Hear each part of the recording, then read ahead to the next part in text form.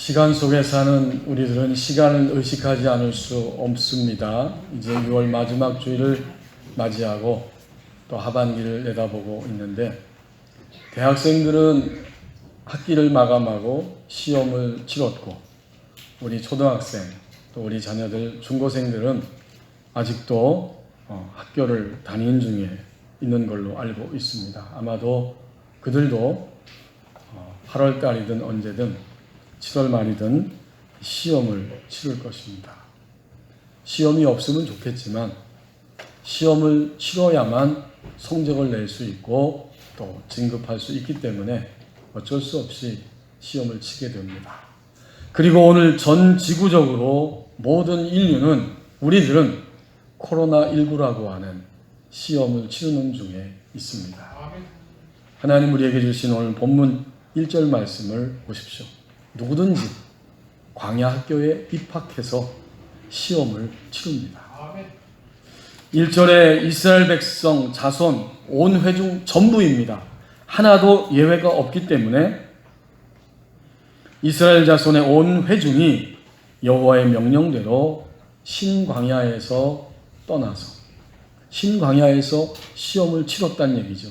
근데 그 시험을 치르고 다시 거기서 노정대로 르비딤이라고 하는 곳에 장막을 치게 됩니다.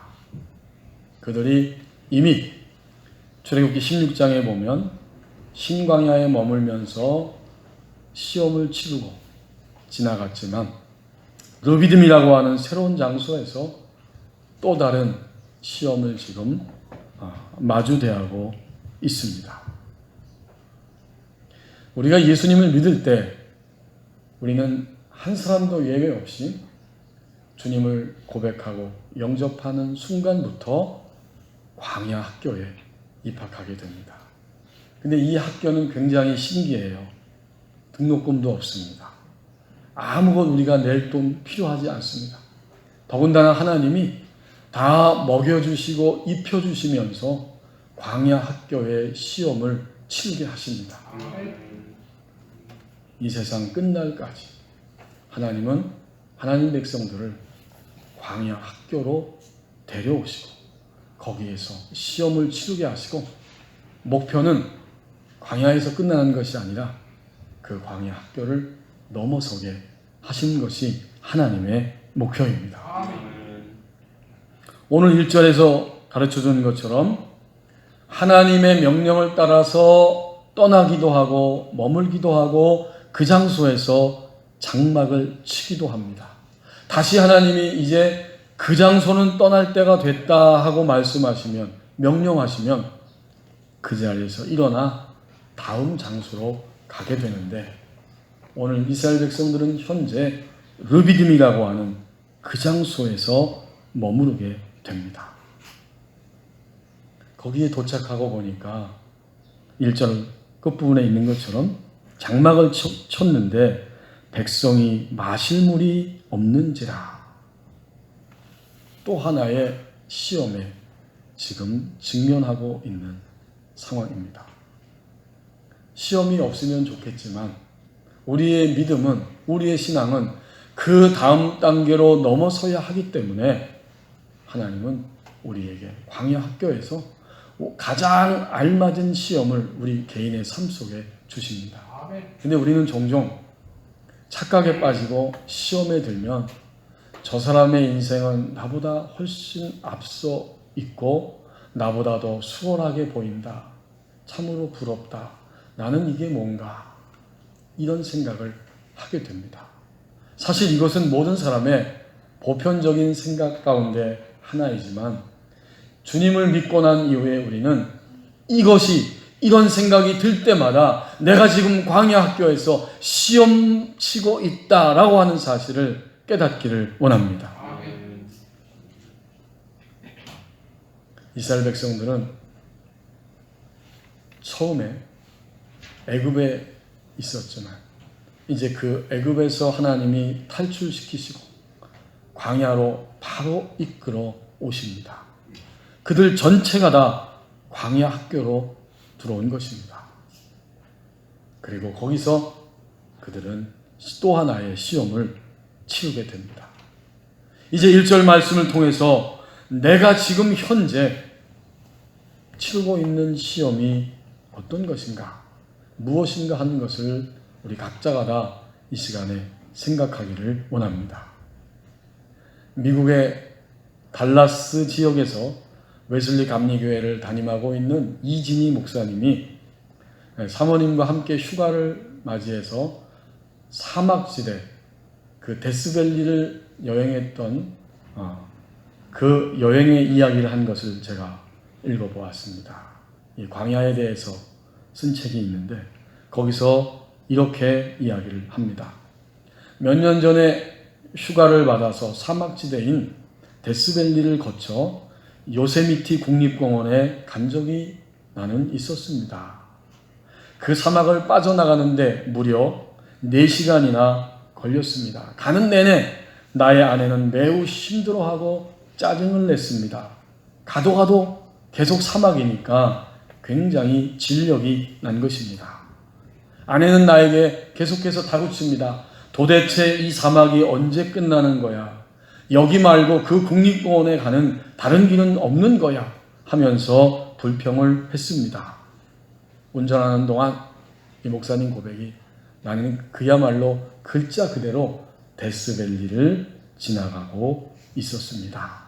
죽음의 계곡이라는 거잖아요. 지금 나는 죽음의 계곡을 지나가고 있는 거예요. 거기를 통과하는 동안 아내가 잔소리하기 때문에 나는 한 번도 쉬지 못하고 4시간 동안이나 계속해서 악셀을 밟아야만 했다.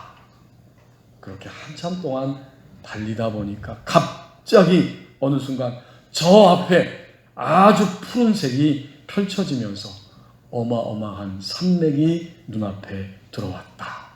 바로 시에라 네바다 산맥이었다. 드디어 우리는 광야를 빠져나온 것입니다. 그제야 아내의 얼굴이 펴지고 안도의 숨을 쉬는 것을 보았습니다. 그 경험 이후에 이 목사님은 성경을 볼 때마다, 특별히 출애굽기, 민수기, 신명기를 읽을 때마다 아내와 함께했던 사막 여행이 생각이 나고 실감이 난다고 고백합니다. 그 4시간 동안에 너무 힘들어하는 아내를 보면서 그가 한 불평은 내가 한 불평이고 40년 동안 광야를 헤매던 이스라엘 백성들이 했던 불평인데 그들이 얼마나 힘들었을까. 그러나 가나안에 들어가려고 하면 반드시 광야를 통과해야만 한다. 그것이 하나님의 방식이다. 그렇습니다. 예수를 믿는 순간 바로 누구든지 예외 없이 모든 그리스도인은 광야 학교에 입학하여 시험을 치르게 됩니다. 2절에서 7절 말씀을 보십시오. 내면이 드러나는 것은 복된 발걸음의 시작이라고 말씀합니다. 지금 이 이스라엘 백성들은 신광야에서 하나님이 주시는 공급하시는 만나와 메추라기를 먹었고 또 그것으로 인해서 그들의 생존과 건강을 유지할 수 있었습니다. 하나님의 공급하심이 분명히 있었지만 그것이 감격이었고 감사였는데 이제 신광야를 지나서 르비딤이라고 하는 그 장막, 거기 장소에 장막을 치고 그 아직도 광야죠, 거기도. 그 광야에 도착하는 순간 그들의 마음은 모세를 향해서 원망하고 또 더 나가서 모세를 돌로 치려고 하고 그것은 곧 하나님을 시험하고 하나님을 대적하고 하나님을 원망하는 모습이었습니다. 여러분 가만히 생각해 보세요. 나중에 여러분이 가서 출애굽기 16장을 읽어보면 우리가 익히 들었던 말씀이죠. 하나님이 만나와 메추라기를 통해서 그들을 공급하셨어요. 그리고 이제는 그 장소를 떠나서 새로운 장소에 도착했습니다. 그런데 그들이 원망하고 불평하고 근심하고 화가 나고 지도자와 하나님을 향해 이렇게 대적하는 것은 도대체 무엇입니까? 그것이 바로 그들의 내면입니다. 만나와 메추라기를 공급하는 하나님은 체험하고 믿어졌는데 지금 물이 없는 이 장소에 도착했을 때 물도 공급하실 것이라고 하는 하나님의 사랑과 하나님의 약속은 결코 믿을 수가 없습니다. 이상하죠? 사람은 똑같은데 장소에 따라서 이렇게 반응이 다르게 나오는 거예요. 사람에 따라서 또 내가 가는 지역에 따라서 나의 반응이 이렇게 다르게 나타납니다. 그것이 뭘까요? 그것이 바로 이스라엘 백성들의 내면이고 나의 내면입니다. 광야 학교에서 그러므로 시험을 치르는 것은 그들의 내면이 드러나는 것이기 때문에 복됩니다. 내면이 드러나지 않으면 병들어 있고 병들어 있으면 내가 아프고 힘든데 그걸 잘 모르고 더 심각한 것은 내가 병들어 있어서 나로 인하여 같이 사는 사람들과 주변 사람들도 아프고 괴롭게 한다는 사실을 모르기 때문에 이게 굉장히 심각한 거예요. 누구든지 그래서 병원에 가면 속이 아프면 어떻게 되죠? 속이 점점 아프면 엑스레이를 찍어보자고 합니다. 엑스레이 찍고도 발견이 안 되면 어떡합니까? 그 다음엔 MRI를 찍고 또 CT도 찍고 합니다. 그게 다 뭘까요? 도대체 저 속에, 저 내면 안에 무엇이 들어있는가? 그걸 정확하게 알아야만 그 다음 치유할 수 있기 때문에 그런 단계를 거치고 있는 것처럼 오늘 이스라엘 백성들이 르비딤에 와서 마실 물이 없어서 그 순간에 모세와 하나님을 향해 다투고 대적하고 시험하는 것, 이것은 바로 그들 속에 무엇이 드러났는지를 보여주는 사건입니다. 참으로 이상합니다. 우리의 믿음은 여기까지는 믿을 수 있는데, 여기까지는 나도 체험했는데 또 다른 것이 생겨날 때 저것은 내가 아직 하나님을 믿을 수 없어. 이것이 우리의 믿음의 현주소일 때가 많습니다.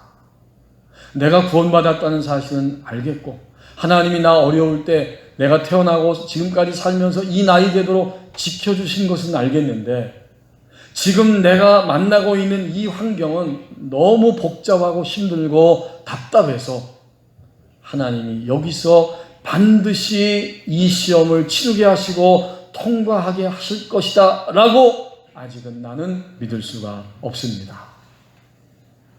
그것이 오늘 이 백성들의 내면이었습니다.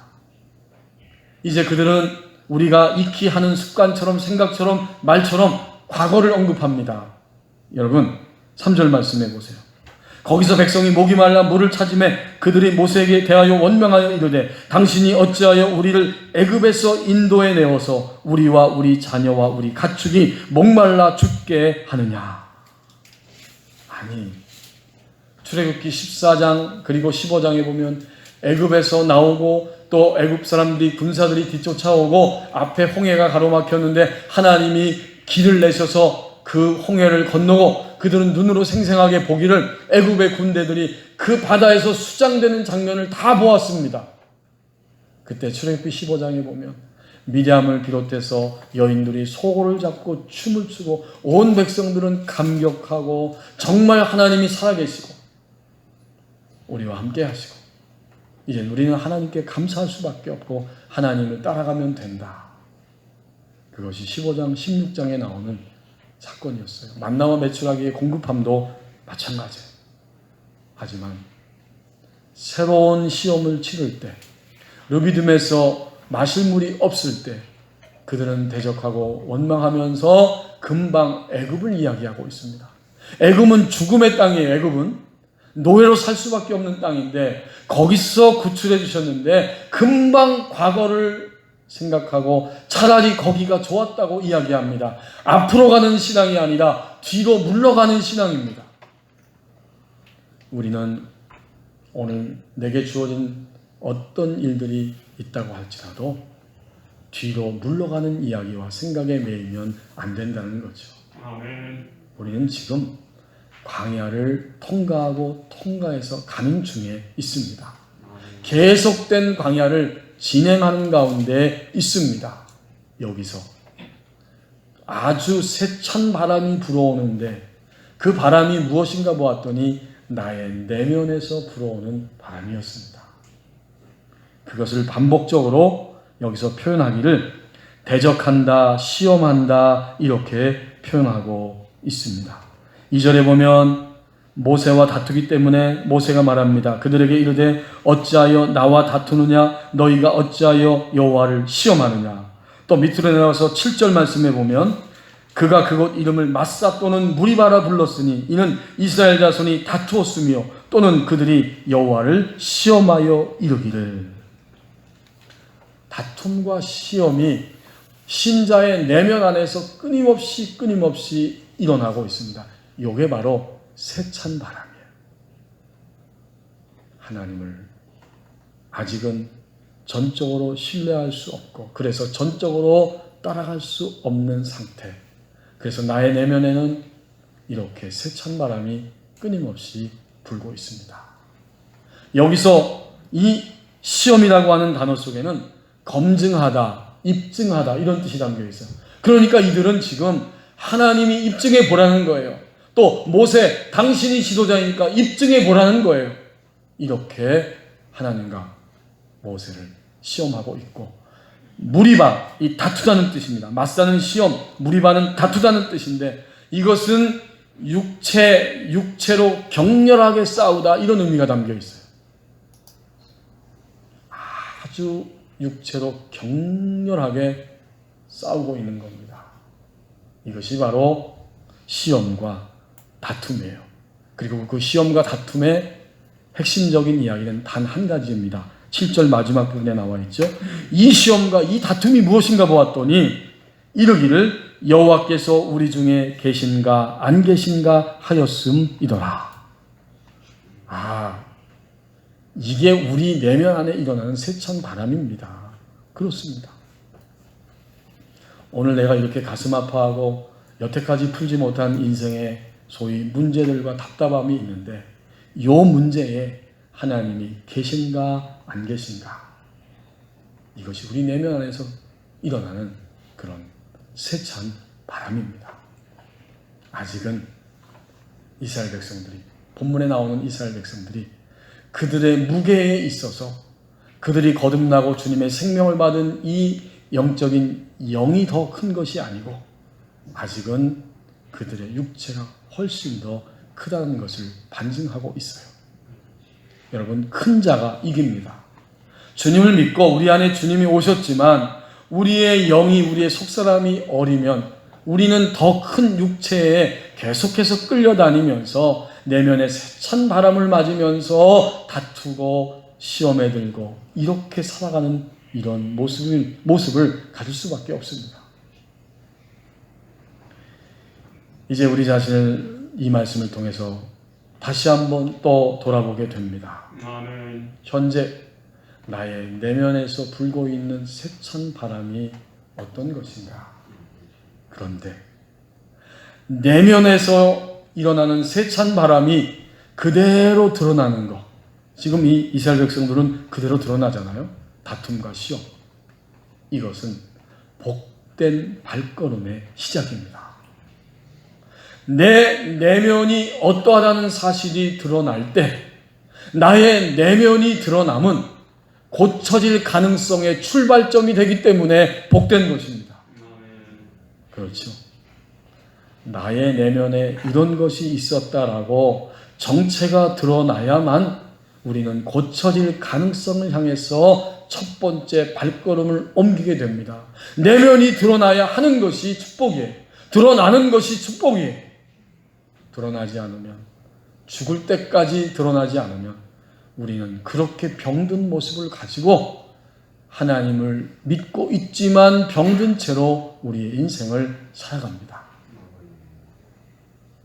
현재 나 자신이 깨닫는 것 아니면 어쩔 수 없이 다른 사람과의 부딪힘 속에서 드러나고 있는 나의 내면의 모습은 어떤 것입니까? 내면이 드러날 때 그것은 참으로 새로운 출발을 향해 가는 시작 지점이 되는 것입니다. 그래서 이스라엘 백성들은 지금 광야에서 목이 말라 이렇게 다투고 시험 들고 싸우고 있지만 이들은 그 과정 중에서는 사실은 복된 거예요. 드러나고 있기 때문에. 어떤 두 사람이 사막을 걸어가고 있었습니다. 그런데 문제가 생겨서 서로 다투다가 한 사람이 친구의 뺨을 한 대 때렸습니다. 뺨을 얻어맞은 친구는 아무 말도 하지 아니하고 기분이 나빴지만 모래에다가 이렇게 적었습니다. 오늘 나의 가장 친한 친구가 나의 뺨을 때렸다. 그들은 아무 말도 하지 않고 그 사막길을 계속 걸어가면서 오아시스가 나오기를 기대하고 마침내 오아시스가 보이니까 그리로 달려가서 너무 무더우니까 목욕을 하기로 그렇게 결정을 했습니다. 뺨을 맞은 사람이 먼저 목욕하기 위해서 들어가다가 그만 늪에 빠지고 허우적거리게 됩니다. 그러자 그의 친구가 그 늪에서 뺨을 때린 바로 그 당사자 친구를 구해 주었습니다. 이 친구는 늪에서 빠져나와서 이번에는 돌에다가 이렇게 글을 썼습니다. 오늘 나의 가장 친한 친구가 나의 생명을 구해 주었다. 옆에 있는 친구가 이해가 안 돼서 물어봅니다. 내가 너를 때렸을 때는 모래에 적었는데 내가 너를 구해줄 때는 왜 돌에다가 적었어? 라고 물어보았습니다. 친구가 대답하기를 누군가 우리를 괴롭혔을 때 우리는 그 사실을 모래에 적어야 해. 용서의 바람이 불어와 그것을 지워버릴 수 있도록. 그러나 누군가가 우리에게 좋은 일을 했을 때는 그 사실을 돌에 기록해야 해. 그래야 바람이 불어와도 영원히 지워지지 않을 테니까. 이 두 친구의 내면이 그 사막길 여행하면서 그대로 드러나게 됩니다. 그 속에 무엇이 여전히 담겨 있는지 내면이 드러난 것입니다. 내면이 드러나는 것은 새로운 출발을 위한 시작점이 되기 때문에 내면이 드러나는 것은 복된 출발의 시작점이라고 말씀합니다. 이제 8절 말씀을 보십시오. 외부에서 불어오는 환경의 바람은 순수하게 무장되는 과정이라고 말씀합니다. 르비딤에 이르러서 또 하나의 시험이 시작되고 시험을 치르게 되는데 앞에 르비딤에 이르렀을 때 물이 없어서 목이 말라 그들이 갈증을 느끼는 그것과 동시에 이제 이 8절 말씀은 내면이 드러나는 시험 그것이 아니라 외부에서 불어오는 환경의 바람이라는 사실을 보여줍니다. 그들은 내면이 드러나는 일을 지금 통과하고 있을 뿐만 아니라 나와 관계없이 외부적인 바깥에서 불어오는 이 환경의 바람, 이것과 마주 서게 됩니다. 여러분, 이 8절에 나오는 아말렉은 바로 이스라엘 백성의 원수이고 오늘 하나님을 섬기는 우리들의 원수, 대적을 비유하는 말씀이죠. 그것은 우리의 육신의 큰 세력이고 더 나아가서 하나님과 반대로 가는 세상이고 그리고 또한 사탄과 그의 졸개인 악한 영들입니다. 그래서 아말렉을 하나님께서는 진멸하라고 명령하셨어요. 일찌감치 명령하셨어요. 어디에? 사무엘상 15장에 보면 사울이 초대왕이 되었고 그 초대왕 사울에게 하나님이 명령하십니다. 아말렉을 진멸하라. 그러나 사울왕은 어떻게 했어요? 순종하지 않았어요. 모든 것을 다 진멸하라고 했지만 왕도 살려놓고 또 그 아말렉이 가지고 있었던 모든 그 물품들, 보물들, 진귀한 것들, 이런 것들도 다 숨겨놓았습니다. 원수를 그대로 하나님이 치라고 했지만 이 사울은 그것을 순종하지 않았습니다. 왜 그럴까요? 아직은 그의 육신이 훨씬 더 크기 때문입니다. 이스라엘 백성들의 상황을 우리는 상상해 볼 수 있습니다. 내면에서는 분노와 짜증이 나고 물이 없어서 걱정되고 화가 나고 앞이 보이지 않는데 또다시 외부에서 불어오는 환경의 바람이 있고 그것은 아말렉과의 싸움입니다. 어떡할까요? 물을 못 먹는 것도 문제지만 더 급한 건 지금 아말렉과 싸워야 합니다. 그래서 여기 8절에 보면 그때에 그들이 내면이 드러나고 있을 그때에 바로 그 시간에 이번에는 바깥에서 밀고 들어오는 이런 외부적인 환경의 공격이 있었다는 거예요. 우리는 이런 공격을 맞이할 때마다 하나님 앞에서 분명히 깨달아야 할 사실이 있고 깨닫게 되는 것이 있어요. 주님을 믿으면서 나는 반드시 점점 무장되어야 한다. 무장되지 않으면 우리의 믿음과 삶은 당연히 패배하게 되는 거예요. 아말렉의 이 공격, 이 환경은 우리에게 그것을 각성시킵니다. 예수 믿는 너희들은, 신자된 나는 오늘 평상시 일상생활 속에서 이미 계속해서 무장이 되어야 한다. 무장이 될 때 외부적인 환경의 바람이 불어와도 거기서 하나님을 신뢰하고 하나님을 철저하게 신뢰하기 때문에 하나님 앞에 순종할 수 있게 됩니다. 광야는 이런 땅이에요. 하나님이 이토록 세밀하고 정확하게 지금 하나님의 백성들을 시험을 치르게 하시면서 그들의 인생을 이끌어가고 있습니다. 르비딤, 이 장소에서는 놀랍게도 두 번의 거센 바람이 지금 두 번의 세찬 바람이 하나님 백성들에게 불어오고 있는 거예요. 아마 성경의 어느 곳을 봐도 한 장소에서 이렇게 두 번이나 세찬 바람이 부는 것은 없을 것입니다. 오늘 내게 주어진 이 환경에서 세찬 바람이 불어온다고 느끼십니까? 내 내면 안에도 있고 나와 관계없이 가족들이, 사람들이, 회사가, 물질이, 관계가 나를 끊임없이 공격하고 세차게 몰아치고 있습니까? 그 장소는 어디일까요? 그것은 오늘 본문이 가르쳐주는 것처럼 영적인 르비딤의 장소입니다.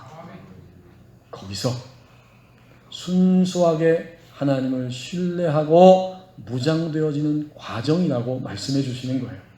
여러분, 순수하다는 건 다른 게 아니에요. 예수 믿는 사람이 순수한 게 뭘까요? 하나님을 점점 더 전적으로 신뢰하게 되는 모양. 그 모양새가 갖춰지는 게 순수한 거예요. 그렇게 순수해지다 보면 어느 순간 내가 무장됐구나. 무장되어서 똑같은 공격에 더 이상 당하지 않는구나. 이렇게 깨닫고 체험하게 되는 때가 찾아오게 됩니다.